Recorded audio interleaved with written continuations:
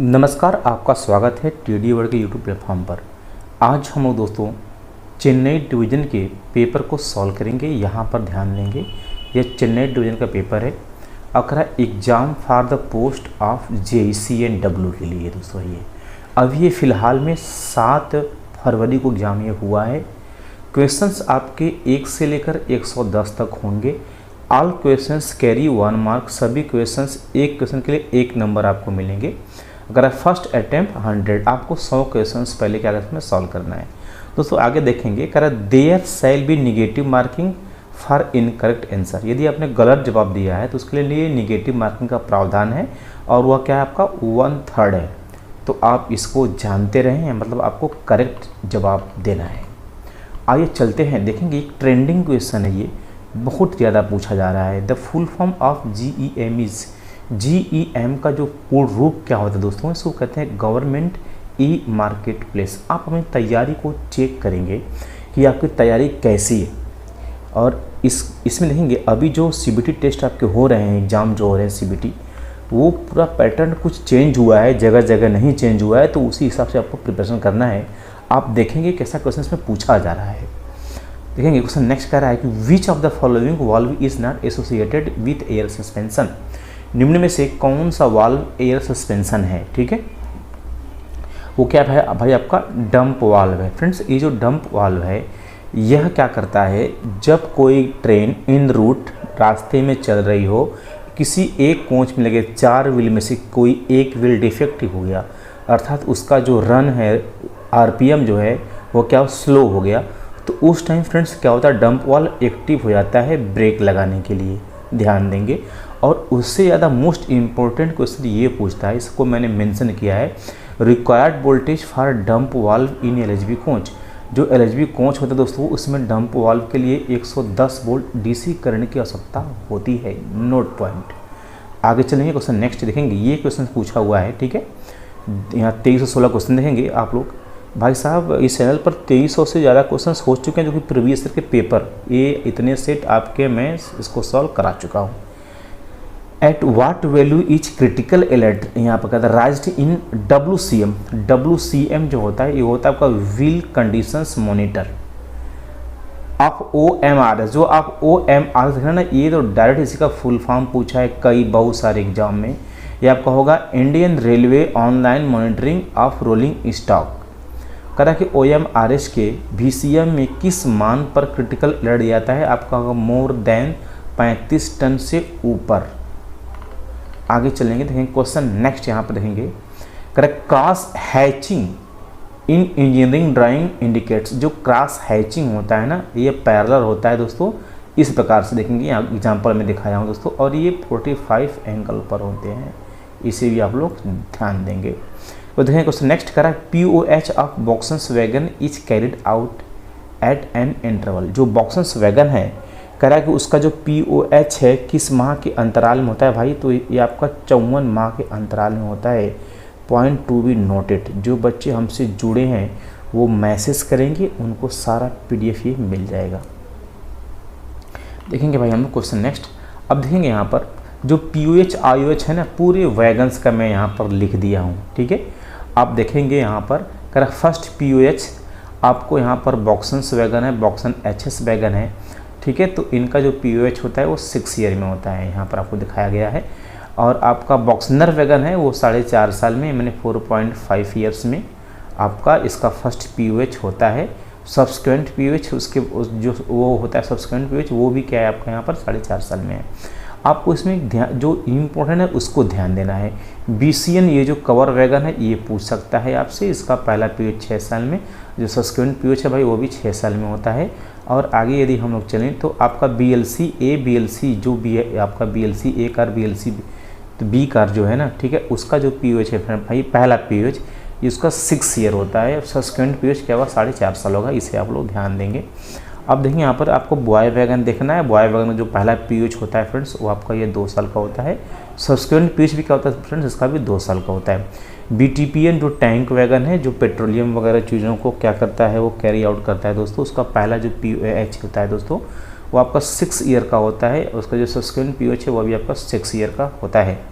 अब इसलिए मैंने इस चीज़ को यहाँ पर दे दिया है आपको कि आप लोग पूरी डाटा को एक तरीके से याद कर लेंगे। जो आपको जो BOBR है और जो आपको BOBRN है और BOBYN है जो, तो ये भी 6 ईयर, इसका दोनों क्या होगा सब्सक्वेंट, और पहला पीरियड 6 ईयर का ही होता है।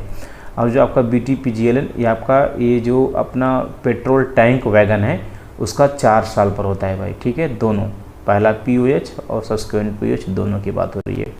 उसी प्रकार जो BVZI, हाँ ये जो 17 नंबर वाला कॉलम है इसको नोट करके आगे बढ़ेंगे आप लोग। BVZI और BVZC जो ब्रेक वैन है दो प्रकार के, उनका पहला POH भी 2 साल में होता है, सब्सक्वेंट पीरियड क्या होता है दोस्तों 2 साल में होता है। और आपका BVCM जो है ब्रेक वैन, वो भी ब्रेक वैन जितने भी ना सभी क्या है आपके 2 ईयर्स वाले हैं, ठीक है। इसे आप लोग ध्यान देना है आपको। और इसमें जो कुछ है सारा चीज़ मैंने दे दिया है, आप लोग नोट कर लेंगे। आइए चलेंगे, देखा रहा कि ROH रूटीन ओवरहॉलिंग जो होता है, ठीक है। ऊपर तो POH था, अब यहाँ पर ROH से संबंधित यदि कोई सवाल आपसे बनाता है ना, तो एकदम विधिवत चीज़ों को यहाँ पर मेंशन किया गया है कि किसी प्रकार से आपको कोई समस्या नहीं होना चाहिए। जो बॉक्सन वैगन है, बॉक्सन HS वैगन दोस्तों, उसका पहला जो POH होता है ना वो 18 माह में होता है, इसे आप लोग ध्यान देंगे। अब आगे देखेंगे हम लोग। अब कह रहा कि जो बॉक्सन L आपका वैगन है, बॉक्सन HL वैगन, वो क्या होता है 24 महीने में होता है, इसे आप लोग ध्यान देंगे। पहला इसका ROH। अब इसमें जो आपका BLC A का जो BLC B का है वो भी कितना आपका 24 महीने का है। पहला ROH ही पूछेगा डायरेक्ट आपको। कवर वैगन जो वो भी आपका कितना 24 महीना है। आपका जो BCN CR वैगन है ये भी क्या है आपका 24 महीना है। अब हम लोगों को इसमें जो इम्पोर्टेंट है उसको देखना है। जो BOBRN वैगन है ये भी क्या आपका 24 महीना है। और जो आपका BTPN टैंक वैगन वगैरह है, ठीक है, पेट्रोलियम टैंक वैगन, वो क्या होगा 18 महीने, इसे आप लोग ध्यान देंगे। आपका जो बॉय वैगन है वो भी क्या आपका यहाँ पर 18 महीने है दोस्तों। आप आगे देखेंगे आपका यहाँ पर कुछ, हाँ BVZI जो ब्रेक वैन वगैरह है वो क्या आपके 12 महीने के हैं। इनका रूटीन ओवरहॉलिंग जो ROH होता है, फर्स्ट ROH, ठीक है। अब हम लोग आगे चलेंगे, देखेंगे क्वेश्चंस को हम लोग आगे देखेंगे। Most important, very very important, ये क्वेश्चन ओल्ड इज गोल्ड। ये क्वेश्चन हर एक एग्जाम में पूछ रहा है, पूछता है। Testing of alarm chain pulling is done at kg। कह रहा है कि जो अलार्म चेन की जांच होती है कितने किलोग्राम भार पर होती है भाई, वह 10 किलोग्राम। मतलब ये जो सही इसका जो सटीक जवाब होता है ना 5.5 माने 16.5 से 10 kg के बीच जो फोर्स है उसको ऑपरेट करके हम लोग क्या करते हैं, हम लोग चेन पुलिंग की टेस्टिंग की जाती है। अब देखेंगे अब चेन पुलिंग से कितने क्वेश्चंस बन सकते हैं। अब यहाँ पर मैंने इन सब चीज़ों को दिखाया है आप लोगों को।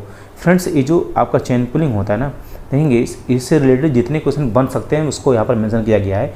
आपसे पूछ लेता है PEASD का फुल फॉर्म क्या होता है, passenger emergency alarm signal device, इसका फुल फॉर्म होता है।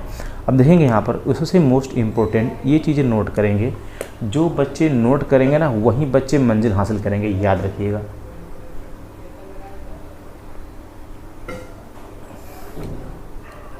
एग्ज़ाम के समय में आपके पास समय कम रहेगा, आपको कम टाइम में क्वेश्चंस को रिपीट करना पड़ेगा, उसको रिवाइज करना पड़ेगा, तो आपको नोट्स बनाना पड़ेगा या तो आपको PDF जाना पड़ेगा।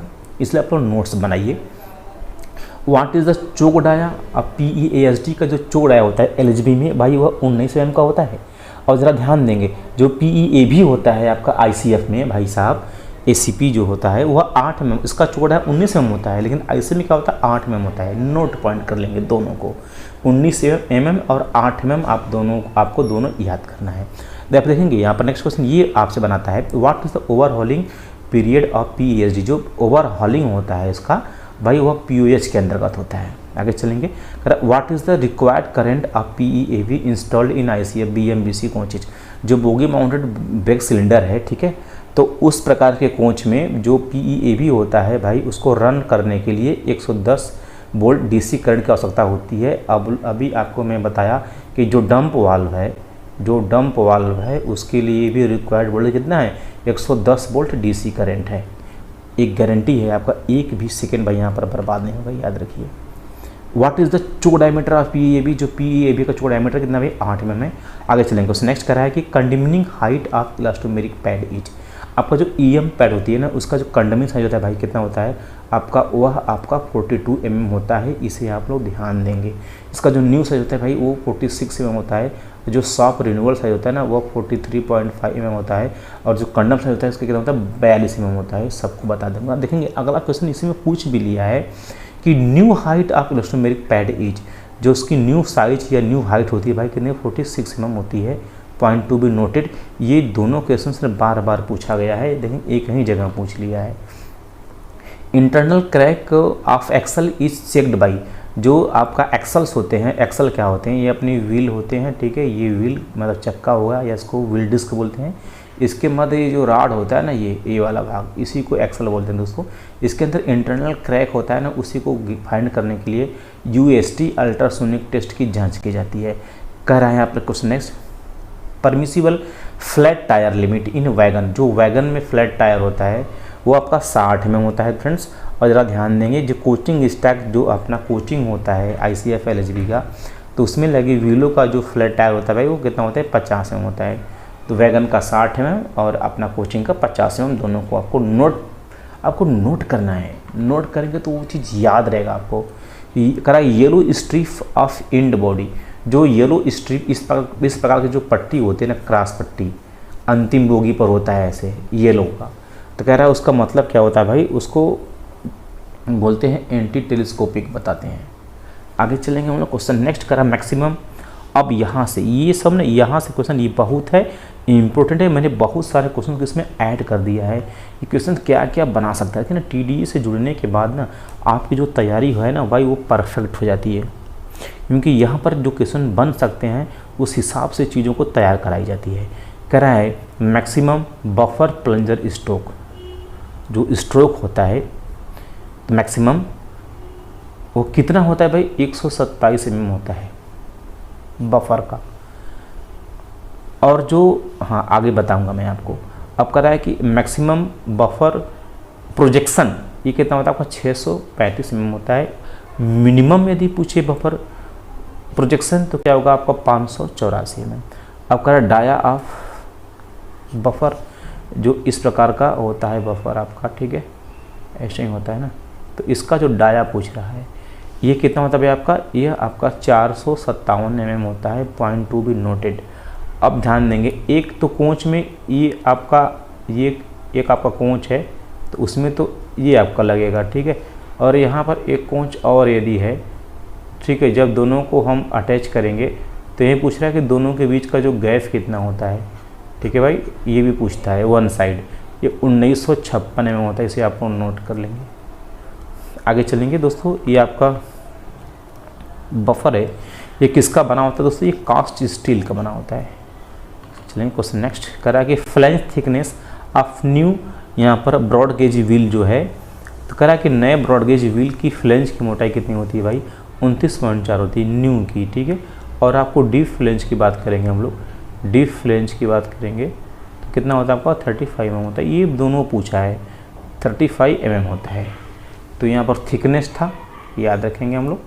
आगे चलेंगे हम लोग, देखेंगे question next. During charging position air pressure in auxiliary reservoir, जो AR होता है, AR होता है, उसकी जो चार्जिंग होती है भाई वो 6 kg से होती है। कितने से 6 kg के प्रेशर से चार्ज होती है, और 6 kg के प्रेशर से ही अपनी FP फीड पाइप भी FP रहेगा, फीड पाइप भी चार्ज होती है दोस्तों, ये भी हमको मालूम है। आगे चलेंगे दोस्तों, हम लोग देखेंगे फ्रेंड्स क्वेश्चन नेक्स्ट। कह रहा है what is the pressure of control reservoir. अब ये आपका AR था, ऑक्सिलरी रिजर्वायर था, अब यहाँ पर कंट्रोल रिजर्वायर, तो CR कंट्रोल रिजर्वायर। इस जो AR की चार्जिंग 6 kg से होती है, CR की चार्जिंग भाई साहब 5 kg से होती है। इसे आप लोग याद रखेंगे, आप लोग जब एग्जाम में बैठेंगे ना तो ऐसे ही सिंपल क्वेश्चंस रहेंगे, आपको लेकिन आप कंफ्यूज हो जाएंगे।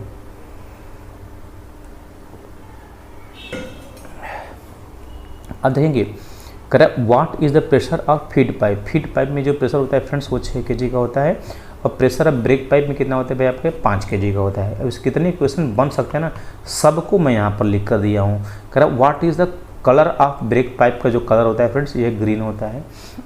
जब दो बोगियों को एक दूसरे बोगी से अटैच करते हैं ना, तो जो फीड पाइप और ब्रेक पाइप की जो वायरिंग होती है ना, वो इंजन से लेकर उसकी लास्ट एंड तक रहती है।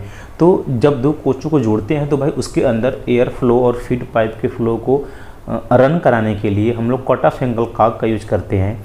तो ग्रीन पाइप को ग्रीन पाइप के साथ, अर्थात ब्रेक पाइप को ब्रेक पाइप के साथ, और अब जो आपका कट ऑफ एंगल कॉक होगा ना, वह ग्रीन कलर का होगा। वाइट कलर का क्या होगा, आपका फीड पाइप होगा। तो जो कट ऑफ एंगल का होगा वो भी क्या होगा, आपका वाइट कलर होगा। इसे भी आप लोग जानते रहें। Correct, K type composite brake block is condemned if worn beyond. तो भाई कितना होता है, 12 mm होता है। 12 mm करना सही होगा, क्या होगा उसको, यदि घिस गया 12 mm तो उसमें लाल धारी रहती है, वहाँ तक घिस गया तो उसको हम चेंज कर देते हैं। आप देखेंगे condemning height of bronze bearing piece. जो ब्रॉन्ज बियरिंग पीस होती है ना भाई, साइड बेरर में लगी होती है, उसकी जो निंदा ऊंचाई कितनी होती है, वो आपका ये 42 mm होती है। अब new size of bearing piece की जो न्यू साइज होती है भाई कितनी होती है आपका, वो आपका 46 mm होती है।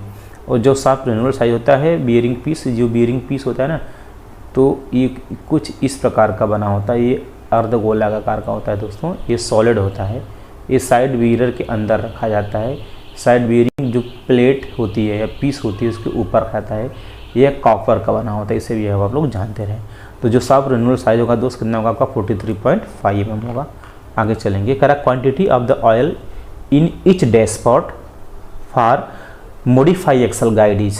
आपका जो डैशपॉट है, कुंडी जो होती है, उसमें जो ऑयल की मात्रा होती है वो कितना होती है भाई, 1.6 लीटर होती है। अब करा है कि यदि इसको हम हाइट में गेज में फिल करें तो कितनी होगी, आपका 40 mm होगी। फ्रेंड्स इसमें जो ऑयल होता है, सर्वोलिन क्या होता है, डैशपॉट में जो ऑयल होता है वो क्या होता है, सर्वोलिन 68 होता है। आगे चलेंगे हम लोग।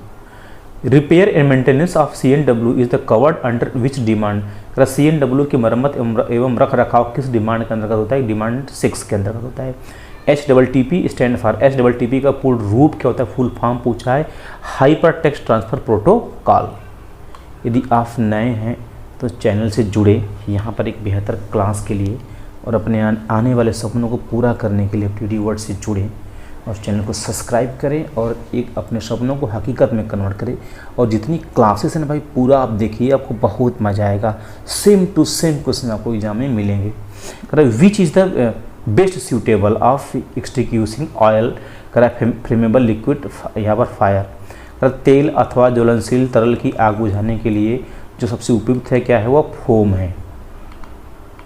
आगे चलेंगे हम लोग। इलेक्ट्रिक, डीजल, पेट्रोल, केरोसिन से लगे आग को फायर एक्सटिंग्विशर, जो अपना DCP टाइप होता है ना, ड्राई केमिकल पाउडर होता है, वो क्या होता है आपका DCP टाइप होता है। ये होता है ड्राई केमिकल पाउडर, ठीक है। इसकी सहायता से डीजल पेट्रोल में जो आग लगती है ना, इनको बुझाने के लिए हम लोग इसका उपयोग करते हैं। और ये 12 महीने में क्या होता है, रिफ़िल हो जाती है, दोबारा भरते हैं हम लोग प्रत्येक साल, या 12 महीने में क्या करते हैं उसको रिफ़िल कर देते हैं।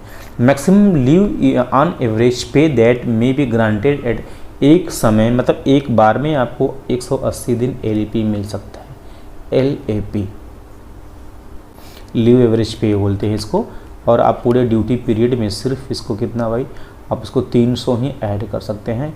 और यदि आपको उसको बेचना है तो आप 60 बेच सकते हैं। कितना, 60 छुट्टी बेच सकते हैं। और एक बार में मैक्सिमम 10 छुट्टी रहेगा। यदि आपने 2 बार आपको बेचना है तो उसके मध्य 6 महीने का अंतराल भी होना चाहिए, इसी भी आप ध्यान देंगे। और यदि आप इसको बेच रहे हैं तो आपको यात्रा जो है, यदि किसी यात्रा पर आप जा रहे हैं उसी समय आपको इसको क्या करना पड़ेगा, इसको विड्रॉ करना पड़ेगा, बेचना पड़ेगा। मतलब आपको जहाँ कहीं टूरिस्ट पर जा रहे हैं तो टिकट वगैरह आपको लगाना पड़ेगा, तभी आप उसको नगदीकरण कर सकते हैं। एक बार में 10 और 6 बार, मतलब पूरा 10 6 के 60 LEP आप लोग बेच सकते हैं। और एक साल में 30 LEP मिलती है, 6 महीना पर 15, 6 महीना पर 15। करा कोई भी रेलवे कर्मचारी अपने पूरे सर्विस में LEP 300 जमा कर सकता है। ये पॉइंट मैंने नोट किया है। ये क्वेश्चन नेक्स्ट करेंगे, what is the name of the shock absorber connected between bogie and car bogie. जो बोगी और कार बोगी के मध्य जो होता है, जो ऐड करता है भाई, वो क्या होता है आपका, यार्ड डैम्पर होता है।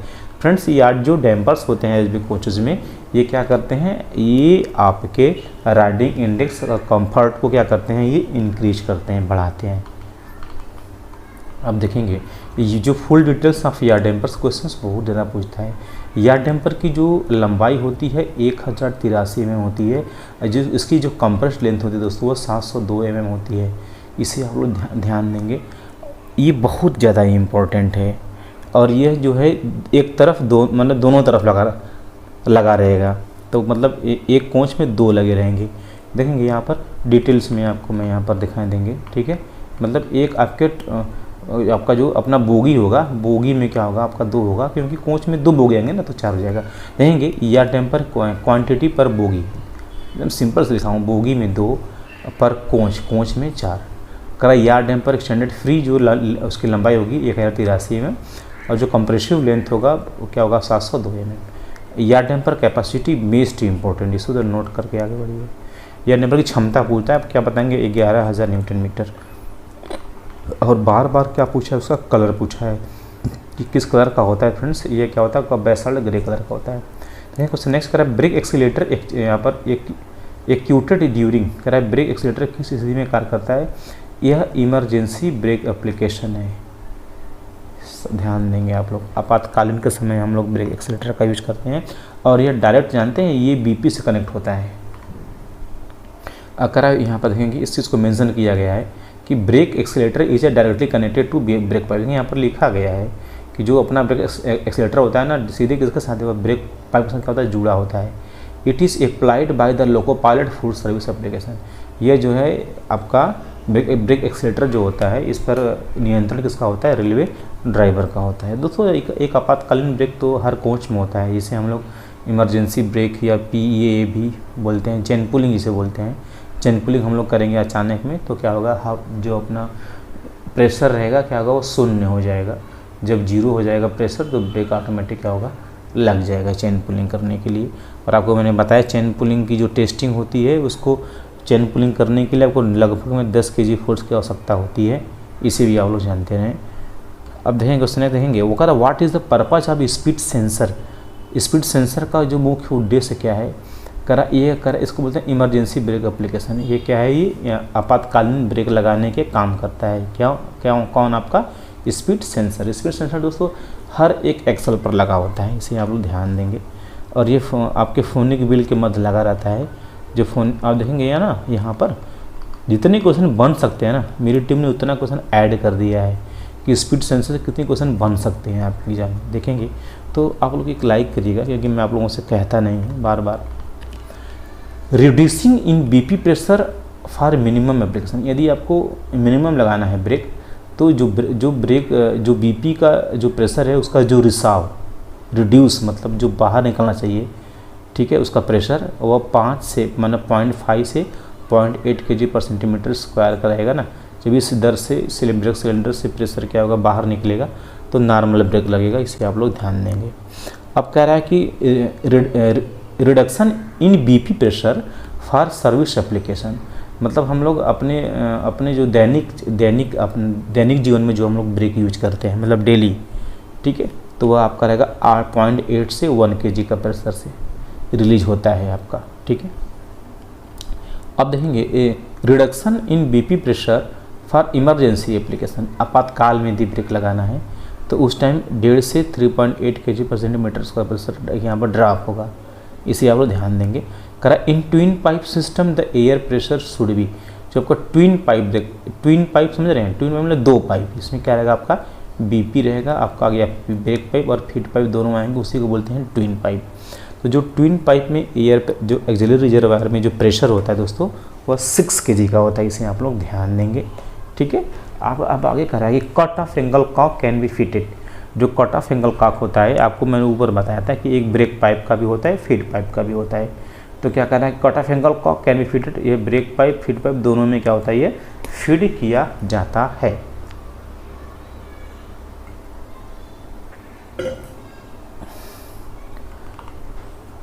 देखेंगे हम लोग क्वेश्चन नेक्स्ट कह रहा है यहाँ पर the rate of air leakage in single car testing.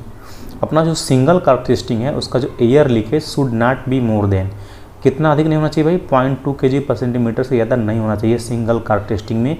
This is very important. इसको आप पहले लिख लीजिए, उसके बाद आगे बढ़िए।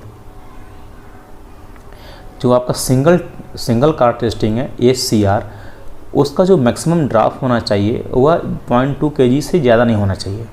अब कह रहा है in emergency application the brake cylinder pressure rise from, ठीक है। तो मतलब एप्लीकेशन अपना जो आपातकालीन होगा ब्रेक लगाएंगे, उसके बाद यदि ब्रेक को रिलीज होने आपका ब्रेक रिलीज होगा तो कितने प्रेशर से उसको चार्ज करना है, ठीक है। आपका वो देखेंगे, आपका 0 से 3.5 kg का 3.6 kg का जो प्रेशर से चार्ज करेंगे ना, उसको 15 से 20 सेकेंड में चार्ज करना पड़ेगा। उतने में क्या होगा, वो चार्ज हो जाएगा। During release after full service applications release time mail express coach, क्या होगा आपका 15 से 20 सेकेंड, आपको बार बार बता रहे हैं हम लोग। ब्रेक रिलीजिंग टाइमिंग मतलब आपने आपातकालीन ब्रेक लगाया तो आपातकालीन ब्रेक ऑटोमेटिक जब रिलीज होगा, जब वो छूटेगा ना, तो क्या होगा आपका 15 से 20 सेकेंड का समय लेगा। इसमें एक चीज़ मैं और बता रहा हूँ, यदि आपकी ट्रेन 160 किमी प्रति घंटा के पास रन कर रही है और आपने ब्रेक लगाया, ठीक है, तो भाई अगर इस स्पीड से ट्रेन रन कर रही है, यदि आपने ब्रेक लगाया तो ट्रेन को रुकते रुकते हमेशा नहीं, आप 1200 मीटर की दूरी तय करेगी। इसे नोट पॉइंट कर लें, कितना 1200 metre. What is the pressure of control reservoir? Control reservoir जो CR का जो प्रेशर होता है ना, वो 5 kg का होता है। कितना होता है? 5 kg का होता है। इसे आप लोग ध्यान देंगे। जो AR होता है ना, एक्सिलरी रिजर्वायर, उसका प्रेशर 6 kg का होता है। तो आपका यहाँ पर CR पूछ रहा है, ठीक है, तो क्या होगा 5 kg। आप क्वेश्चन देखेंगे, करा कि break pipe throat the length of train charge with compressed, पूरे लंबाई में जो आपका BP पाइप है, ब्रेक पाइप को भाई 5 kg के प्रेशर से क्या होता है, चार्ज किया जाता है। Feed pipe throat the length of train, तो आपका जो फीड पाइप है पूरे ट्रेन में उसको 6 kg के प्रेशर से चार्ज किया जाता है। After break application the control reservoir is disconnected, जो कंट्रोल रिजर्वायर है क्या होगा आपका BP पाइप से क्या होगा, वो डिसकनेक्ट होगा। जैसे ही BP पाइप से क्या होगा, डिसकनेक्ट होगा, तो भाई सिलेंडर में जो मौजूद हवा है ना, सीधे वायुमंडल में चला जाएगा और ब्रेक लग जाएगा। इसे आप लोग जानते हैं। कह रहा after the brake application the auxiliary reservoir, याद रखिए, कह रहा है auxiliary reservoir is however continuously charge from the feed pipe, तो 6 kg से चार्ज होगा वो। The colour of brake pipe green होता है,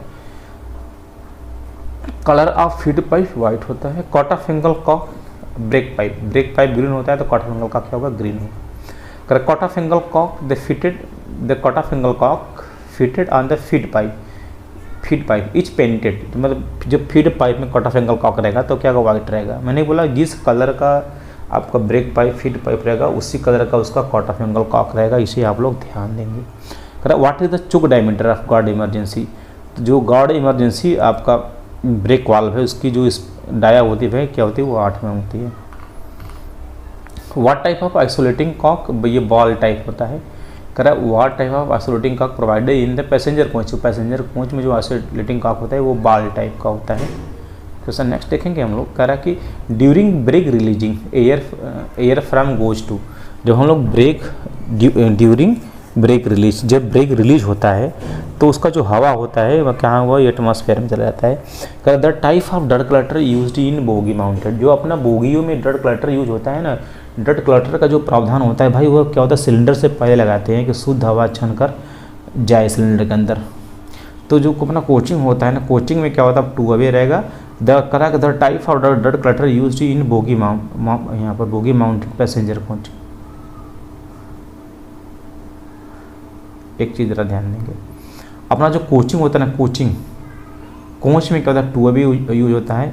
अब फ्रेंड्स इसमें देखेंगे अपना जो वैगन होता है, वैगन्स, सिर्फ वैगन्स में ही 3 वे डर्ट कलेक्टर यूज होता है। कौन सा 3 वे, सिर्फ किसमें, वैगन में होगा।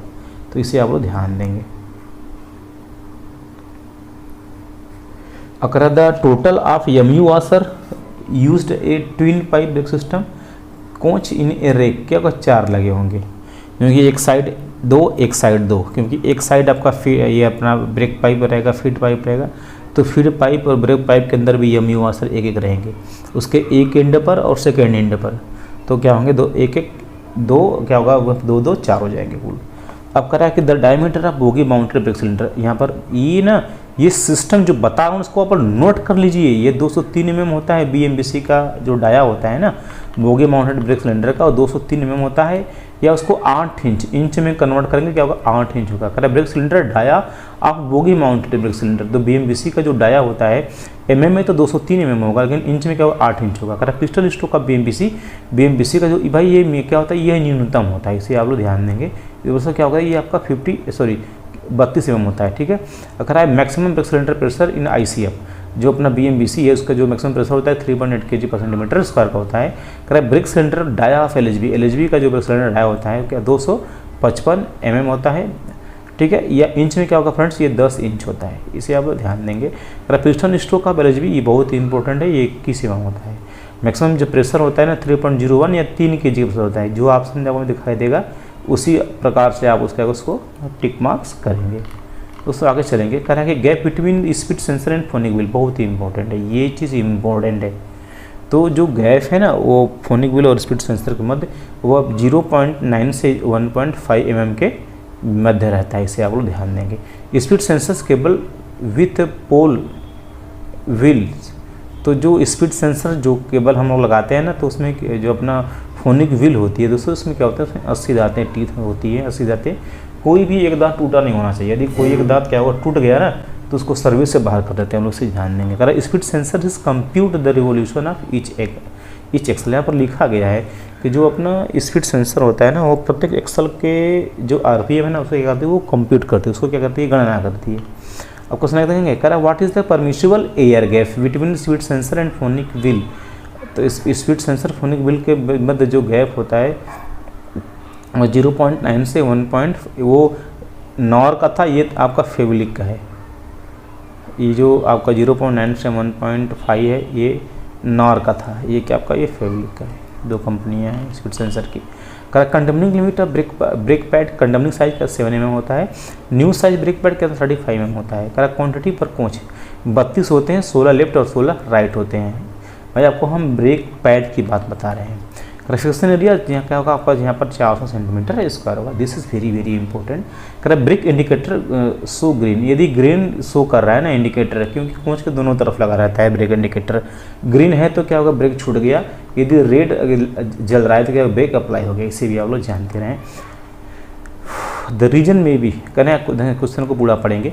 Break indicator show green when brakes are applied, मतलब शो भी कर रहा है, मतलब आपने जब ब्रेक लगाया तो ग्रीन शो कर रहा है, लेकिन ब्रेक लगाने के बाद रेड शो करना चाहिए, ध्यान देंगे। द रीजन में भी, मतलब ब्रेक लगाया आपने लेकिन ग्रीन शो कर रहा है, तो क्या कारण हो सकता है।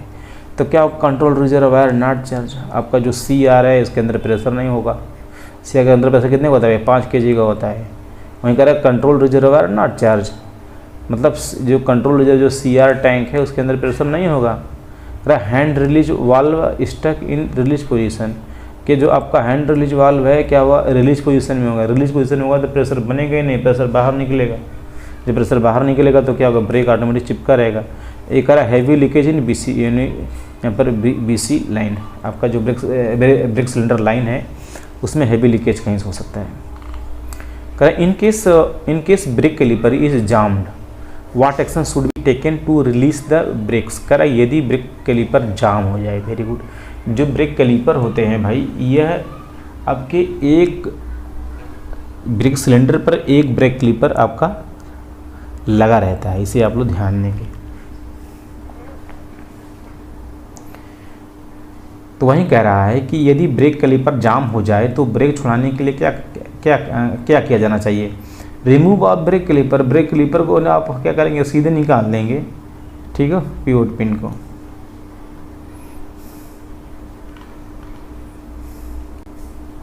Greasing of anti roll bar should be done during every. Anti roll bar का जो ग्रीसिंग होती है ना, एंटी रोल बार जो होता है वो क्या करता है, जब गाड़ी अपने कर्व की तरफ, कर्व पर मुड़ती है ना, तो उसके बाद उसके रोलिंग मोशन को कम कर रहा है, ठीक है। गाड़ी को पलटने उलटने से क्या करता है, रोकता है। इसे ध्यान देंगे आप लोग। तो एंटी रोल बार की जो ग्रीसिंग होती है ना भाई, क्या होनी है, वो D3 शेड्यूल में होती है, D1 D2 D3।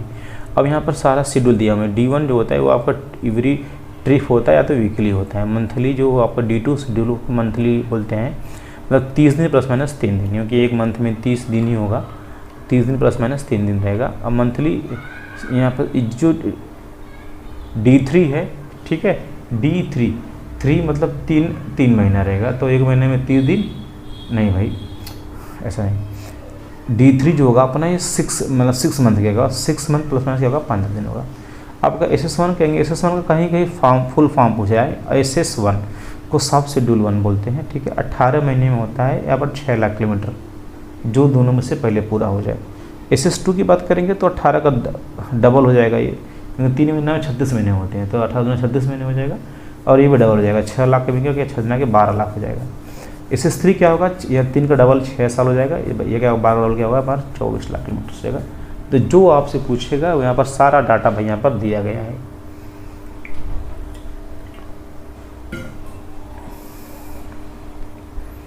उससे मोस्ट इंपॉर्टेंट व्हील सेलिंग देखेंगे। व्हील सेलिंग बहुत ही इंपॉर्टेंट है। अगर सेलिंग आने व्हील सेट में एक्यूर्स ड्यू टू, जो व्हील सेट पर सेलिंग होने का कारण क्या हो सकता है, ठीक है। तो जो व्हील सेलिंग होता है मतलब एक प्रकार का डिफेक्ट होता है जो व्हील के ट्रेड पर होता है, लंबाई और गहराई में होता है। लंबाई में जो व्हील के अंदर स्क्रैच होते हैं, ठीक है, वो 40 mm से ज़्यादा अधिक नहीं होना चाहिए। गड्ढा टाइप में होल हुआ है तो 1.5 mm से ज़्यादा अधिक नहीं होना चाहिए।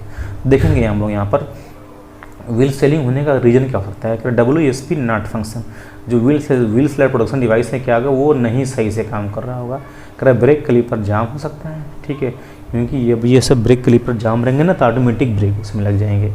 इस चीज़ को आप लोग जानते रहिए, समझते रहिए। 1 और बोथ ब्रेक सिलेंडर्स डिफेक्टिव, एक या दोनों ब्रेक सिलेंडर क्या होंगे, दोनों क्या होंगे उसमें से खराब हो सकते हैं।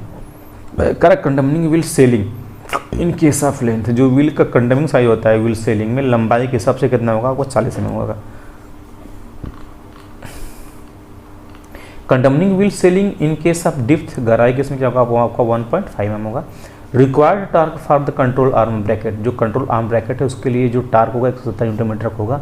ये सब क्वेश्चन एकदम रिपीटेड है भाई। करा NRV नॉन न्यूट्रल वाल्व कर रहा है, इज प्रोवाइडेड इन, करा नॉन, जो आपका NRV होता है किस लाइन में लगाया जाता है, आपका ये फीड पर लगाया जाता है। ब्रेक एक्सीलेटर जो आपका है, अपने बोला मैंने ब्रेक एक्सीलेटर, यह आपका BP में लगा रहता है, और NRV क्या होगा आपका यहाँ पर AP में लगा होता है। दोनों को जानते रहिए। तो यहाँ पर लिखा गया brake accelerator direct connected to BP, तो दोनों क्वेश्चन को पूछता है। तो टीम बेहतर चीज़ों से हमारी वीडियो को तैयार कर दी है कि किसी प्रकार से कोई क्वेश्चन आपसे छूटे ना। करा हाउ मैनी इमरजेंसी विंडो, जो आपातकालीन खिड़की होती है कितनी होती है, वो 4 होती है एक कोच में या डब्बे में। करा if dump valve vent continuously the reason में भी, यदि डंप वाल्व लगातार वेंट कर रहा है तो कारण क्या हो सकता है। Dump valve stuck in activate position. आगे चलेंगे, क्वेश्चन बहुत ईजिली है भाई ये सब। Brake power percentage of brake power percentage of air brake, जो CC रेक है यहाँ पे क्लोज सर्किट रेट के, तो ओरिजिनेटिंग स्टेशन में जो प्रारंभिक स्टेशन पर रहेगा ना वो 100% रहेगा, याद रखेंगे। इन रूट में रहेगा तो भी उसका जो BP pressure brake power certificate होगा CC रेक का, तो 95% होगा। 195 दोनों बार बार पूछता है। करा ड्रॉप, ये क्वेश्चन बहुत इंपॉर्टेंट है। करा drop in brake pipe pressure during sensitivity test with ACR।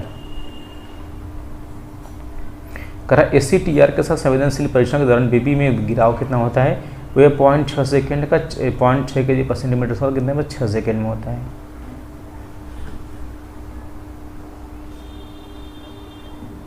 जो गिरावट होता है ACTR का 0.6 kg का 6 सेकेंड में होता है, इसे याद कर लेंगे आप लोग, बहुत बार पूछा है ये। ड्राइवर ने BP को 1.2 kg/cm² कम कर दिया, तो इससे क्या हो जाता है, फुल सर्विस होगा भाई। All newly build coach shall be given IOH, यदि न्यू बना है ना कोच है तो 12 महीने पर होगा उसका IOH, उसके बाद सभी का 9 महीने में होता है। तो check valve the choke allows air from, check सही चेक वाल्व वायु को किस में जाने देता है, फीड पाइप से एक रिजर्वायर में। जो चेक वाल्व है फीड पाइप से एक रिजर्वायर में जाएगा। जो एक्सिलरी रिजर्वायर होते हैं ये आपके 200 लीटर के होते हैं, ठीक है, 200 लीटर के। 200 लीटर क्या होता है, इसमें एयर प्रेशर रहता है 200 लीटर में, और इसमें क्या होता है हम लोग 175 लीटर का जो यूज करते हैं ना, वो ब्रेकिंग पर्पज़ में 175-75 ब्रेकिंग पर्पज़ में यूज करते हैं। उसी प्रकार यदि जो 125 लीटर का होता है ना, सॉरी, एक मिनट फॉल्ट हो रहा है। 200 लीटर का होता है अपना एक्सेल रिजर्वायर, 200 लीटर का। दोस्तों इसमें जो 125 लीटर का होता है ना, वह ब्रेकिंग पर्पज में होता है, ब्रेकिंग पर्पज। जो 75 लीटर का एयर प्रेशर होता है वो आपका फ्लशिंग या टॉयलेट में यूज होता है, इसे आप लोग ध्यान देंगे, टॉयलेट।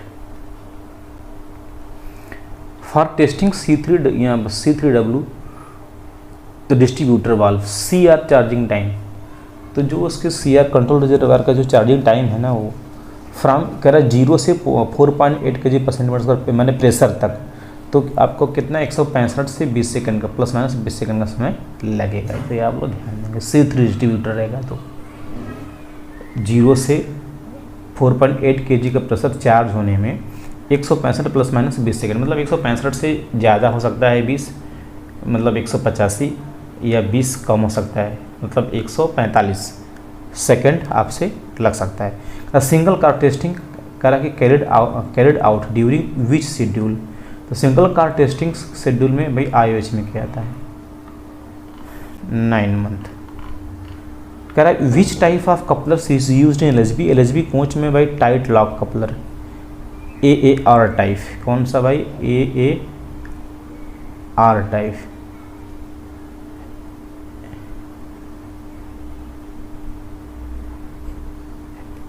AAR, एक minute, AAR H type use होता है कोचिंग में। अब जो AAR जो E टाइप होता है ना, वह लोकोमोटिव में यूज होता है, इसे आप ध्यान देंगे। करा इन case of break binding on both, यहाँ पर trolleys what should be done first.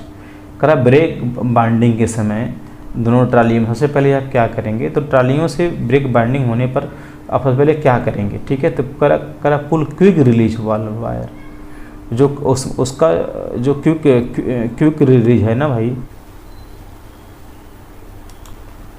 यहाँ पर देखेंगे कह रहा है which type of coupler use in LHB coaches. कह रहा है LHB कोच में किस प्रकार का कपलर यूज किया जाता है। दोस्तों आपका ये tight lock coupler anti climbing feature के साथ ये इसमें यूज किया जाता है। इसे एडवांटेज मीन ये होता है कि जब एक्सीडेंट के समय क्या होता है कि ये इसकी जो बोगियाँ होती हैं एक दूसरे के अंदर घुसती नहीं है, मतलब ओवरलैप नहीं करती हैं, इसे आप लोग ध्यान देंगे। और यह जो है AAR H टाइप कपलर का यूज हम लोग बोगियों में करते हैं, और हम लोग ज़रा ध्यान देंगे AAR E टाइप का जो कपलर होता है हम लोग लोकोमोटिव्स इंजनों में यूज करते हैं, इसे आप लोग ध्यान देंगे। कह कि इन case of break binding on both trolley what should be done first. कह यदि दोनों ट्रॉली मतलब क्या होगा, एक कोच, क्योंकि एक कोच में क्या होगा आपके 2 ट्रॉली आएंगी। अगर कह रहा है इसमें ब्रेक बाइंडिंग हो गया तो पहले आप क्या करेंगे। इस केस में जानते हैं ब्रेक बाइंडिंग का अर्थ यही होता है कि आप न चाहते हुए भी ब्रेक लग जाए, और इसमें रीजन्स बहुत कुछ हो सकता है। आपका ब्रेक कैलिपर जाम हो सकता है, ब्रेक सिलेंडर में भाई भी लीकेज, ब्रेक पाइप में भी लीकेज हो सकता है। तो इस केस में क्या करेंगे हम लोग, पुल क्विक रिलीज करेंगे वाल्व वायर, जो उस वाल्व आपके हैं जो उनके वायर हैं उनको क्या करेंगे तुरंत हम लोग उसको पुल करेंगे। देखेंगे क्वेश्चन नेक्स्ट करा what is the meaning of anti climbing. तो एंटी क्लाइमिंग जो फीचर है उसका अर्थ क्या होता है, करा कि prevention of one coach climbing over another during accident. वही मैंने बोला कि एक्सीडेंट के समय एक कोच दूसरे कोच के ऊपर ओवरलैप या चढ़ने से क्या करता है, ये रोकता है, प्रिवेंट करता है इसको। देखिए क्वेश्चन फ्रेंड्स नेक्स्ट कह रहे ceiling on the wheel. Ceiling क्या है, ये एक प्रकार का व्हील डिफेक्ट है, और यह 2 टाइप्स में होते हैं, लेंथ और डिप्थ के केस में। यदि लेंथ के केस में व्हील का जो ट्रेड होता है, जो रेल की पटरी से काउंट करता है उसको व्हील ट्रेड करते हैं। यदि वह उस व्हील ट्रेड मतलब जो व्हील का पहिया होता है उसके फेस में यदि लंबाई में कुछ डिफेक्ट हुआ है, जैसे व्हील में क्या होगा, अगर गड्ढा हुआ है, डिग हुआ है और वो लंबाई में हुआ है तो 40 mm अधिक से ज़्यादा नहीं होना चाहिए। यदि गड्ढा है, यदि इसके अंदर होल हो गया फ्रेंड्स, तो वो 1.5 mm से ज़्यादा नहीं होना चाहिए। इस केस में हम लोग क्या करते हैं, उसको कैंसिल कर सकते हैं। अब यहाँ पर कह रहा है कि व्हील सेलिंग का काम हो सकता है। हाँ, यहाँ पर रीजन पूछ रहा है, तो आपका WSP सिस्टम नॉट फंक्शनिंग, ऐसा हो सकता है कि आपका जो व्हील स्लाइड प्रोडक्शन डिवाइस है वो सही से काम न कर रहा हो। और करा ब्रेक कैलिपर जाम हो सकता है, क्योंकि ब्रेक कैलिपर में ही ब्रेक पैड लगा रहेगा। जब ब्रेक पैड लगा रहेगा तो वो क्या होगा, ब्रेक तो आप लगाएंगे तो ब्रेक अप्लाई हो जाएगा, बट जब आप रिलीज करेंगे ना तो क्या होगा, वो रिलीज नहीं होगा, वो ब्रेक पहिए को आराम से पकड़ा रहेगा। तो वो अभी रीजन हो सकता है। तो सिलेंडर में भी क्या हो सकता है, डिफेक्टिव, उसका जो ब्रेक सिलेंडर उसमें भी प्रॉब्लम हो सकती है। करा dump valve work only during, dump valve किस केस में कार्य करता है, तो आपको पहले मैंने बताया रनिंग कंडीशन में, इन रूट कंडीशन में यदि कोई भी पहिया जो है वह स्लो चल रहा है तो उस टाइम क्या होता है, डंप वाल्व एक्टिव हो जाता है। यहाँ पर यही कह रहा है different in wheel speed, wheel का जो स्पीड है वह कम अधिक यदि हो रहा है तो उस केस में डंप वाल्व क्या होगा फ्रेंड्स, वह एक्टिव हो जाएगा। इसे आप लोग ध्यान देंगे।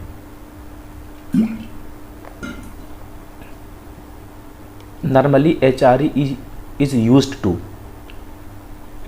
Derailed rolling stock. जो HRE होता है, यदि कोई ट्रेन का डिरेलमेंट हो गया, वो पटरी से उतर गई, तो HRE के माध्यम से हम लोग उसको पुनः पटरी पर चढ़ाने का कार्य करते हैं। This is very very important question, आप लोग उसको नोट कर लेंगे।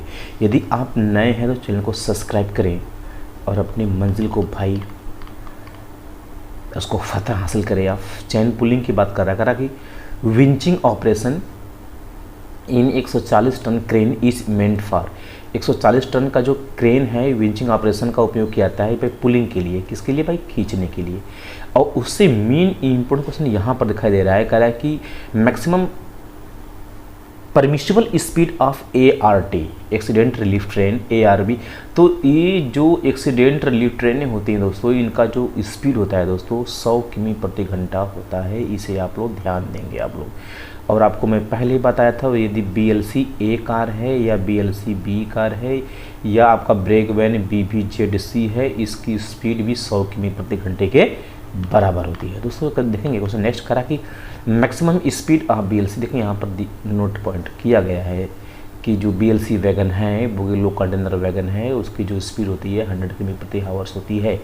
ए railway servant is deemed to be under suspension if detained in custody, यदि वो जेल में मोर देन, मतलब पता कर रहा है कि कितने समय से अधिक वह जेल में बंद रहेगा कि डिम्ड सस्पेंशन उसको माना जाएगा। तो फ्रेंड्स ये क्या होगा, ये 48 आवर्स। और इस केस में क्या होगा, डिम्ड सस्पेंशन का मतलब यह है कि उसको बिना सूचना दिए उसको निलंबन हम लोग कर सकते हैं। यदि आप 48 आवर्स से ज़्यादा यदि आप जेल में बंद हैं, इसलिए ऐसा कुछ काम आप लोग ना करें। Angle of suspension of BSS hanger, जो BSS हैंगर होता है तो उसका जो एंगल होता है सस्पेंशन एंगल फ्रेंड्स, वो कितना होता है आपका 7 डिग्री होता है। कुछ इस शेप में आपका ये होता है BSS हैंगर, ठीक है। ये आपको आपके फ्रेम और बोगी को क्या कहता है, बांध के रखता है। इसकी जो न्यू साइज है फ्रेंड्स 384 mm है, इसे अभी आप लोग ध्यान देंगे। पीरियोडिसिटी ऑफ SS3, जो सब शेड्यूल 3 है, आपको मैंने बोला यहाँ पर SS1 और यहाँ पर बताया था आपको SS2 और ये बताया था आपको SS3। ये आपका 6 लाख, 12 लाख और ये 24 लाख ये किलोमीटर है। यदि समय की बात करेंगे फ्रेंड्स तो SS1 ये आपका 18 महीने, 18 में 36 डबल हो जाए 36 महीने, इसका डबल क्या होगा 36 में 72 महीने, तो बहुत ईजी है। ये आपका मंथ है, ये आपका डिस्टेंस है, 6 लाख, 12 लाख, 24 लाख। क्वेश्चन नेक्स्ट कह रहा है कि what is the maximum speed of A BOXN HL wagon loaded. तो जो बॉक्सन HL वैगन है फ्रेंड्स, उसकी जो स्पीड होगी 75 किलोमीटर प्रति आवर होगी। Point to be noted. E dimension of आपका जो ACB है, स्लैक एडजस्टर फ्रेंड्स, जो ACB का मुख्य कार्य होता है रनिंग कंडीशन में व्हील और ब्रेक ब्लॉक के मध्य गैप को मेंटेन करना। इसे आप ध्यान देंगे। जो ई डायमेंशन होता है फ्रेंड्स कितना होता है, 555 mm होता है। ज़रा ध्यान देंगे। एक होता है 13 टन की जो नॉन AC होती है ना, उसके हाँ यहाँ पर दिया गया है, सीधे दिया गया है कि a dimension coaching stock 13 ton non AC ये 16 + 2 - 0 mm होता है। और यहाँ पर यह कह रहा है ए डायमेंशन कोचिंग स्टॉक 16.25 AC इसी में क्या रहेगा, 16 में 6 जोड़ देंगे, 16 6 22, और ये चीज़ें कॉमन रहेंगी, 22 + 2 - 0 mm। तो आप दोनों को 13 टन 16 टन को याद रखेंगे, और कोचिंग स्टॉक में जो ई डायमेंशन है उसको आप लोग याद रखेंगे। In and air brake system the dirt collector should be clean during. तो फ्रेंड्स, आपका जो डर्ट कलेक्टर होता है यह ब्रेक सिलेंडर के पहले लगा रहता है कि जो ब्रेक सिलेंडर के अंदर जो वायु जाए ना वो शुद्ध और साफ वायु जाए। तो फ्रेंड्स, इसमें सबसे मोस्ट इम्पोर्टेंट क्या होता है, वह आपका 3 वे होता है। एक 3 वे होता है डर्ट कलेक्टर, जो फ्रेंड्स वैगन में यूज होता है, इसे आप लोग नोट पॉइंट कर लेंगे।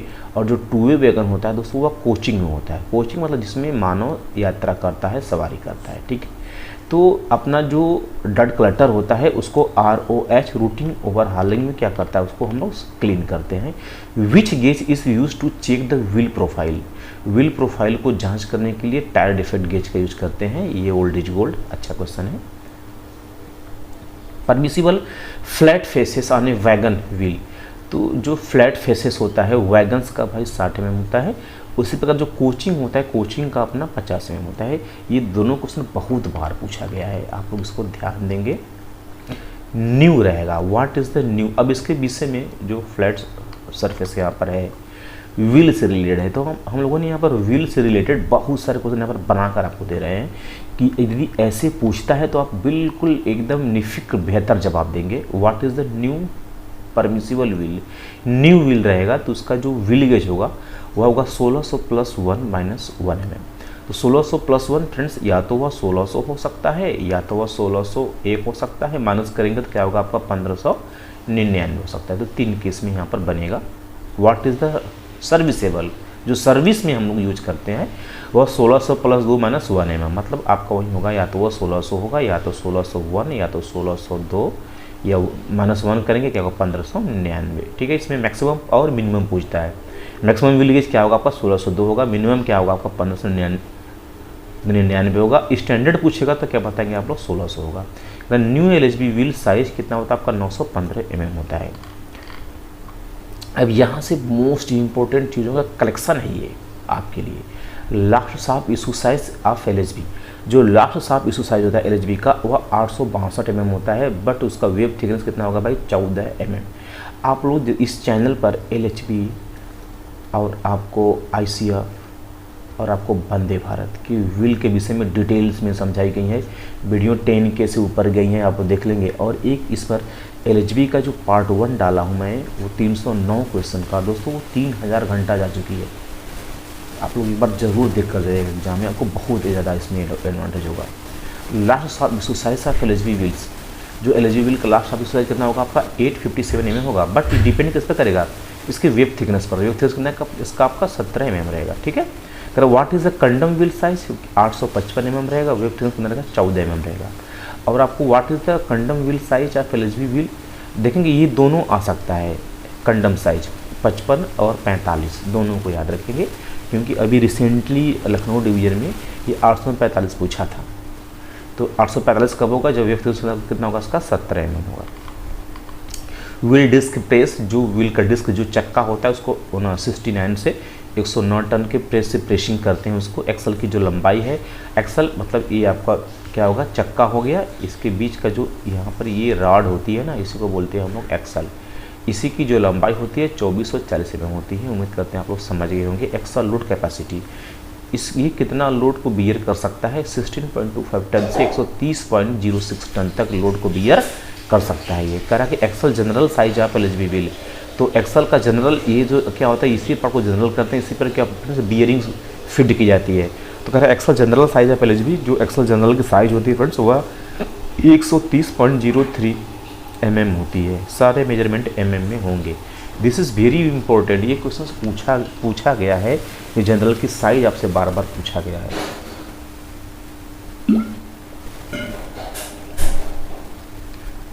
एक्सल शोल्डर साइज, जो एक्सल का शोल्डर का साइज होता है फ्रेंड्स वह 160.134 से 160.174 के मध्य होता है। उसका एक्सल का shoulder size.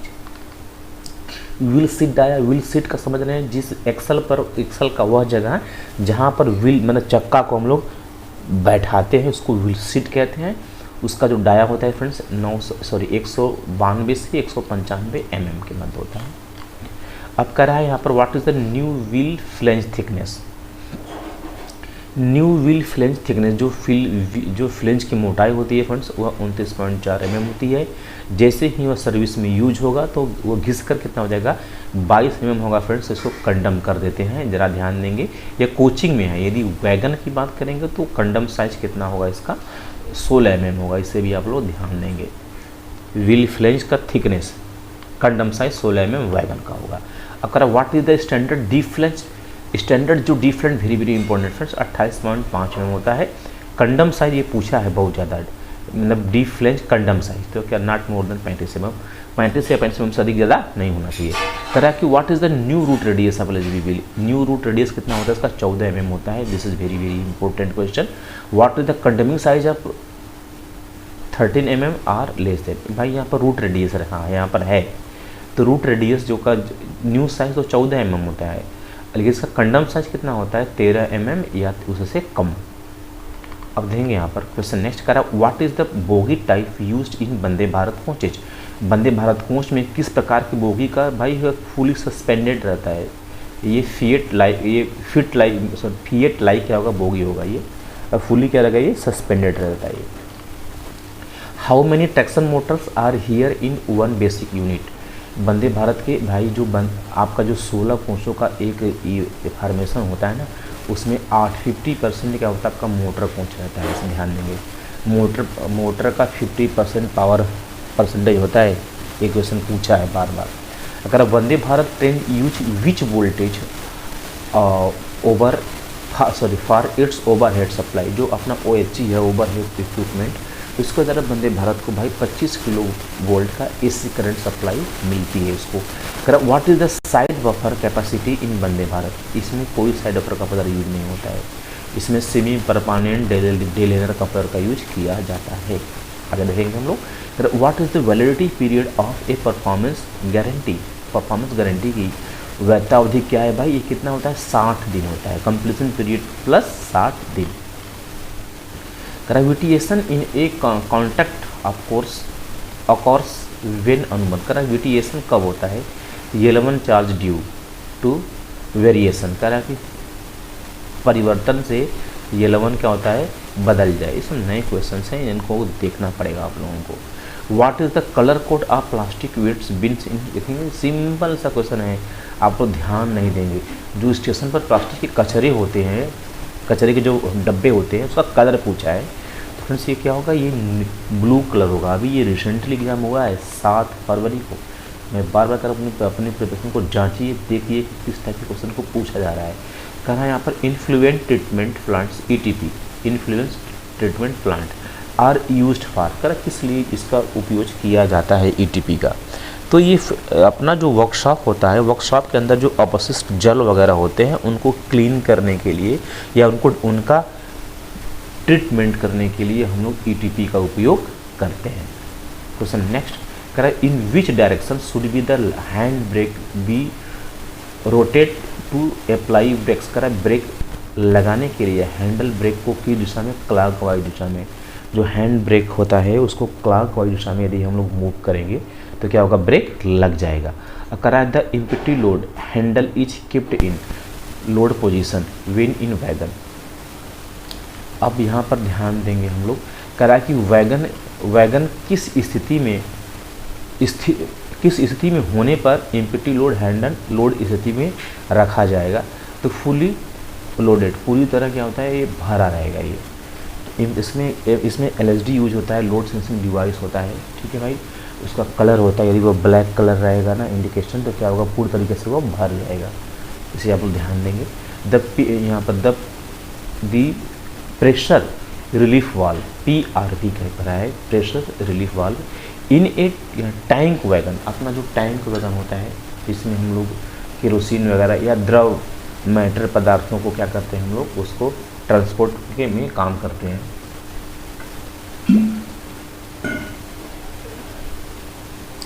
Correct. Tank wagon में PRV का उद्देश्य क्या है। करेक्ट कि release excess internal pressure. Correct अतिरिक्त आंतरिक दबाव छोड़ने हेतु, कि उसके अंदर वो पूरी तरीके से ड्रेन हो जाए, खाली हो जाए, क्योंकि उसके अंदर प्रेशर को फिल किया जाता है टैंक को रिलीज होने के लिए, इसके अंदर जितने भी द्रव्य हैं उनको खाली होने के लिए। करा at what pressure does the safety valve on BTPN tank wagon operate. करा बीटीपीएन टैंक वैगन का सुरक्षा वाल्व किस दबाव पर कार्य करता है, तो 1.4 kg/cm² पर कार्य करता है। What type of seal is used in the master valve of tank. भाई सील का तो कोई कहीं यूज ही नहीं होता है, इसे आप लोग ध्यान देंगे। टू प्रिवेंट लीकेज, यहाँ ध्यान देंगे, लीकेज रोकने हेतु टैंक वैगन में मास्टर वाल्व में किस प्रकार की सील उपयोग होती है। No seal required. पहले मैंने बोला ना कि जो अपना बीटीपीएन टैंक होते हैं, यदि कहीं से लीकेज हो रहा है, ठीक है, तो उसमें सील की कोई उपयोग नहीं की जाएगी कि लीकेज को हम लोग होल्ड करने के लिए, या तो उसका मरम्मत करेंगे या तो उसको सर्विस से आउट कर देंगे हम।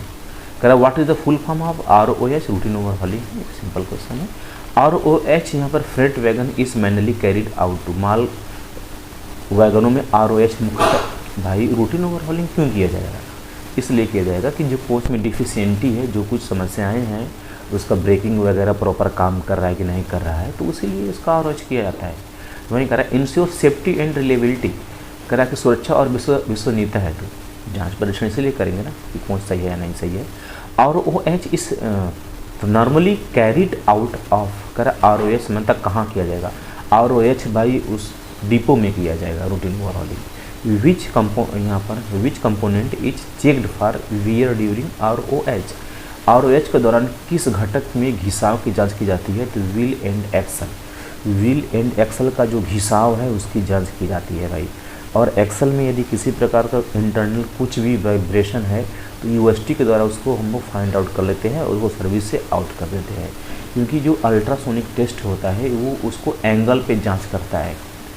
अगर जो उसके वेव्स हैं उनका फ्लो एक एंड से दूसरे एंड पर एकदम स्मूथली है तो बिल्कुल सही है।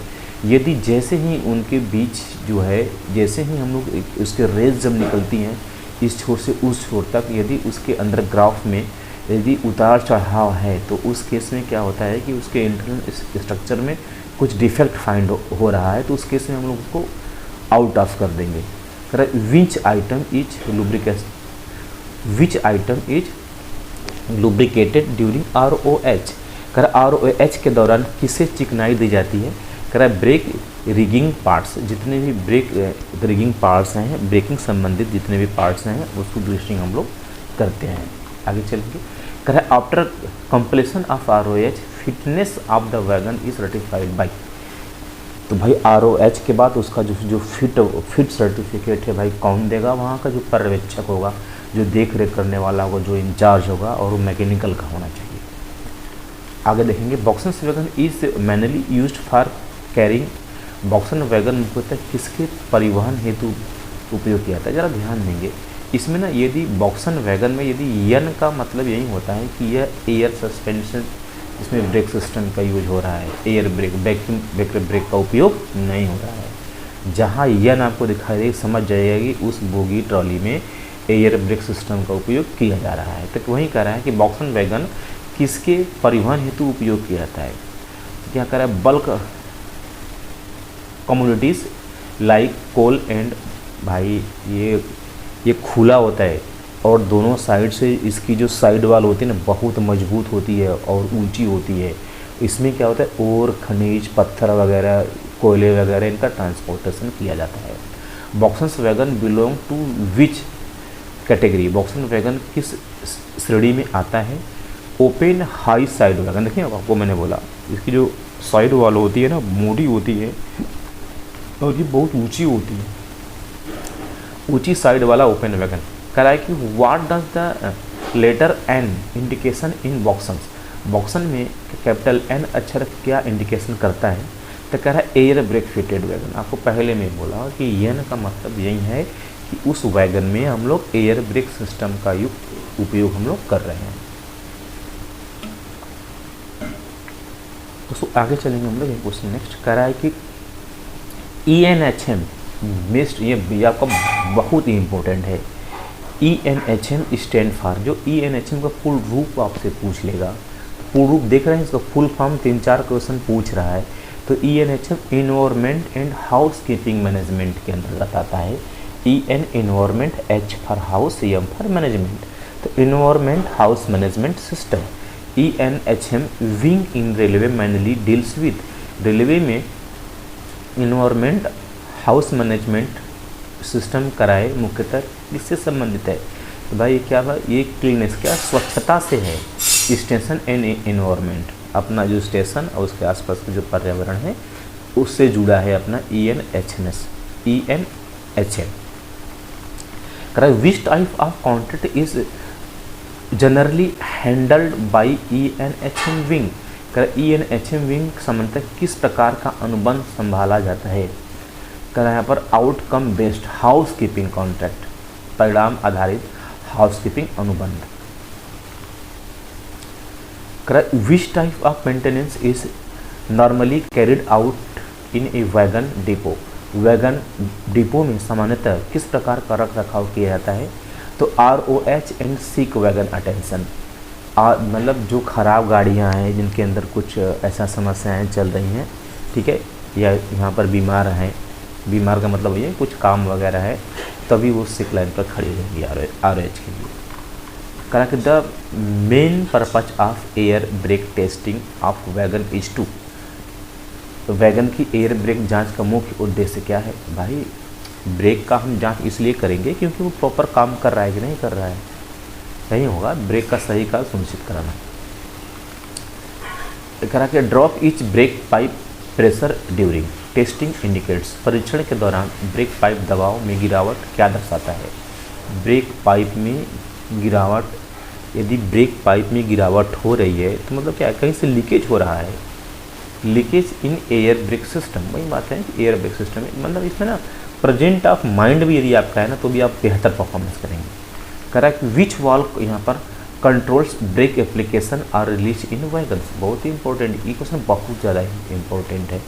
तो जितना जो ब्रेक लगाने छोड़ने का जो काम करता है वो DB करता है। कौन करता है? DB, डिस्ट्रीब्यूटर वाल्व करता है, इसे आप लोग ध्यान देंगे। अगर during continuity test of a loaded freight truck, BP pressure does not build up to 5 kg/cm², the most likely case is, मुख्य कारण क्या हो सकता है? कह रहा है कि लोडेड ट्रक की कंटिन्यूटी जांच में BP प्रेशर 5 kg तक नहीं बन पा रहा है, तो संभवतः क्या हो सकता है? लीकेज वगैरह हो, जाम हो, कट ऑफ एंगल का बंद हो, यही बात है, लीकेज हो सकता है। और कट ऑफ एंगल का क्या होता है, यहाँ पर बंद भी हो सकता है, लीकेज हो सकता है या तो बंद हो सकता है। अच्छा क्वेश्चन है। कह रहा है after brake releasing brake of some wagons do not fully release this indication. कह रहा है ब्रेक छोड़ने के बाद कुछ वैगनों में ब्रेक पूरी तरीके से नहीं छूटते हैं, इसका अर्थ क्या है? ये ब्रेकिंग से क्वेश्चन बहुत ज़्यादा पूछा है। अरे भाई ब्रेक आपने लगाया है, आपने छुड़ाया है लेकिन छूट नहीं रहा है, तो ब्रेक बढ़ने की केस हो सकती है। उस केस में क्या होता है? WSP, लेकिन वैगन की बात हो रही है, तो अगर वो कोचिंग में होता तो WSP काम नहीं कर रहा है, ब्रेक कैलिपर जाम हो सकता है और लीकेज बार बार हो रहा है, क्योंकि लीकेज होगा तो प्रेशर बनेगा ही नहीं, तो ऑलरेडी ब्रेक लगेगा। लेकिन इसमें देखेंगे हम लोग वैगन्स की बात कर रहा है, तो कह रहा है डिफेक्टिव डिस्ट्रीब्यूटर, मतलब क्या है? वो खराबी है DB में, वाल्व और रिगिंग, तो दोनों में क्या है? दोष हो सकता है DB में, क्योंकि DB का मुख्य कार्य है ब्रेक लगाना, ब्रेक को छुड़ाना। ये वैगन यहाँ पर repeatedly so delay brake application during testing likely perfect each. कर एक वैगन बार बार ब्रेक लगाने में देरी दिखाता है, संभवतः दोष क्या? मतलब आप ब्रेक लगा रहे हैं लेकिन ब्रेक लग नहीं रहा है, तो क्या हो सकता है? कह रहा choke distributor valve are air past, कह रहा है कि एयर पास हो जा रहा है। चोक डिस्ट्रीब्यूटर वाल्व, DB वाल्व, ठीक है, आर एयर पैसेज, मतलब ये कह रहा है कि अगर देरी से हो रहा है तो मतलब यही होगा कि जो अपना सिलेंडर के अंदर जो प्रेशर है वो जल्दी से लीकेज नहीं हो रहा है, क्योंकि भाई अगर जल्दी से लीकेज होगा तो क्या होगा? वो इमरजेंसी तुरंत ब्रेक लग जाएगा, वो पास नहीं हो पा रहा है, फंस रहा है उसका, तो वहीं कह रहे हैं अवरुद्ध हो रहा है। अवरुद्ध DB होगा या उसका कुछ फॉल्ट हो सकता है DB में, एयर पाथ है, या तो उसका जो ब्रेक है, ब्रेक का जो पाइप वगैरह है उससे जो है एयर पास नहीं हो पा रहा, क्योंकि एयर को पास मतलब जैसे ही ब्रेक तब लगेगा जब आपके सिलेंडर का प्रेशर जो है कम होगा या शून्य हो जाएगा। इसे आप लोगों को तो पता ही होगा। एक freight train is stopped in route due to low BP pressure. अब प्रेशर बन नहीं पा रहा है, जब प्रेशर नहीं बनेगा तो क्या ब्रेक लगेगा। One wagons angle Kock is found close. भाई इसका उसका कट ऑफ एंगल कॉक है एक, वो आपको मिला क्या था, वो मिला कि इन रूट में बंद मिला है। कर इमीडिएटली एक्शन शुड बी, तो आप उस समय तुरंत क्या करेंगे। अब देखेंगे यहाँ पर बीपी दबाव कम होने पर मालगाड़ी रोकी गई, तो एक वैगन का एंगल कॉक बंद पाया गया, ठीक है।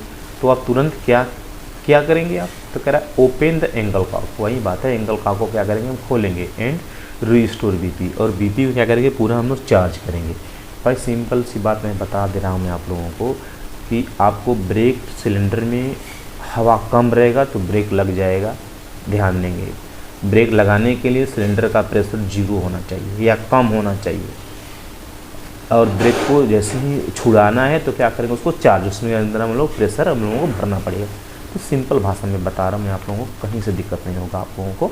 कर hot axle is reported by यहाँ पर guard during run what should CNW stop to first at the next station. चलते समय गाड़ी द्वारा हॉट एक्सल की सूचना दी गई, अगले स्टेशन पर CNW स्टॉप क्या करेगा, अब यहाँ पर करेगा stop train and exam axle.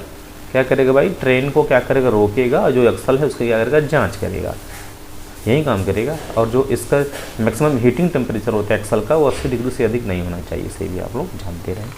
अब करा कि in if contractor falls to maintenance prescribed यहाँ पर क्लीनलेस इस यहाँ पर स्टैंडर्ड, अगर जेई शुड, यदि ठेकेदार का निर्धारित मानक नहीं रखता है तो जेई को क्या करना चाहिए, record deficiency and impose penalty.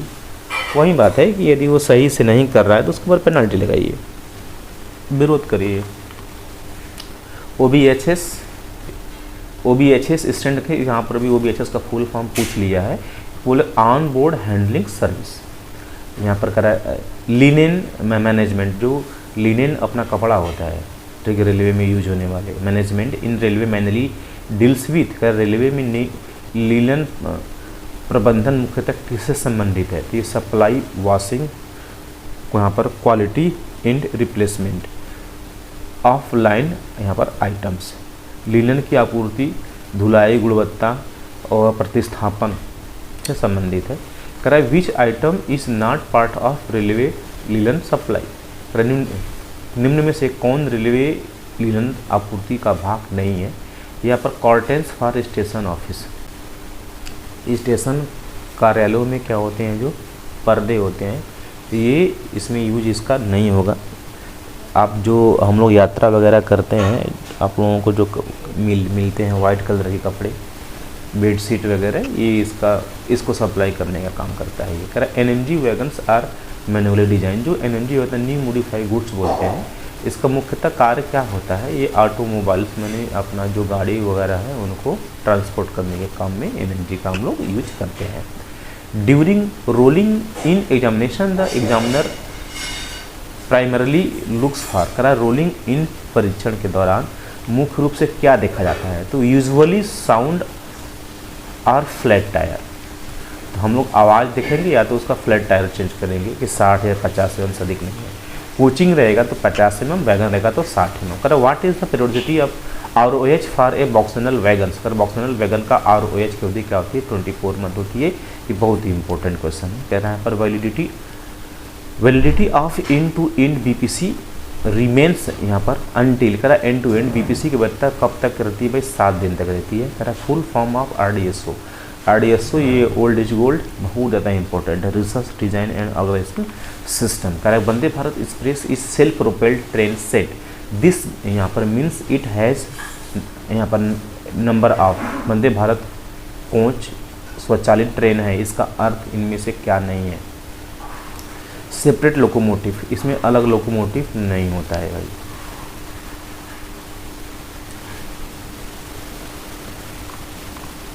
In railway what does PUA stand for railway P way का अर्थ क्या है? परमानेंट अवे, अस्थाई मार्ग बोलते हैं इसको। According to official language rules Tamil Nadu comes under which region? जो आपका तमिलनाडु है वह किस रीजन के अंतर्गत आता है? तो क्या होगा आपका रीजन सी के अंतर्गत आता है।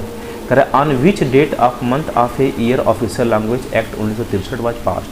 बहुत ही इंपॉर्टेंट क्वेश्चन है ये। जो आपका राजभाषा अधिनियम है 1963, ये किस तारीख को पारित हुआ था? 10 मई 1963 को यह पारित हुआ था, इसे आपको ध्यान देंगे। कह रहा है when is Hindi days celebrated? 14 सितंबर को हम लोग मनाते हैं। ये भी बहुत ही इंपॉर्टेंट क्वेश्चन है, बार बार पूछा जाता है ये सब। हिंदी का देखेंगे ना, मैं यहाँ पर मैनुअल्स डाला हूँ एक बेहतर तरीके से, आप लोग देख लेंगे, एक ही वीडियो से सारा क्वेश्चन कवर हो जाएगा। How many Hindi course are prescribed of central government employ? कह रहा केंद्र सरकार के कर्मचारियों के लिए कितने हिंदी पाठ्यक्रम है भाई? क्या होते हैं? ये 4 होते हैं पाठ्यक्रम। कह रहा which of the elementary Hindi course prescribed for central railway employees? कह रहा केंद्र सरकार के कर्मचारियों के लिए कौन सा पाठ्यक्रम निर्धारित है? क्या होगा आपका? प्रबोध रहेगा ये। OLIC stand for? करा OLIC का मतलब क्या है? क्या किसे बोलते हैं? ऑफिशियल लैंग्वेज इम्प्लीमेशन कमिटी, मतलब आधिकारिक भाषा कार्यान्वयन समिति। तो OLIC का फुल फॉर्म आप इसको देखेंगे जरा, ये पूछ सकता है आप लोगों से। करा at present what is the lump sum award for passing Prabodh? कह रहा है कि वर्तमान में प्रबोध उत्तीर्ण करने पर एक मुश्त पुरस्कार, मतलब 1600 रुपया रहेगा आपको। How many times are regular Hindi examinations conducted in a year? एक वर्ष में नियमित हिंदी परीक्षाएं कितनी बार आयोजित की जाती? भाई एक बार, वंस टाइम। और यहाँ पर कह रहा है कि what is the periodicity of a meeting of OLIC? OLIC की बैठक की आवश्यकता क्या है? वंस इन 3 मंथ, 3 महीने में एक बार। कह रहा हाउ मैनी लैंग्वेज आर यहाँ पर enlisted in the English schedule of the constitution? संविधान की 8वीं अनुसूची में कितनी भाषाएं हैं? भाई 22 भाषाएं हैं, उसमें से एक विदेशी भाषा है, उसका नाम क्या है? नेपाली है। इसी भी आप लोग जानते रहें, या बार बार पूछा है। दोस्तों आज की क्लास यहीं तक।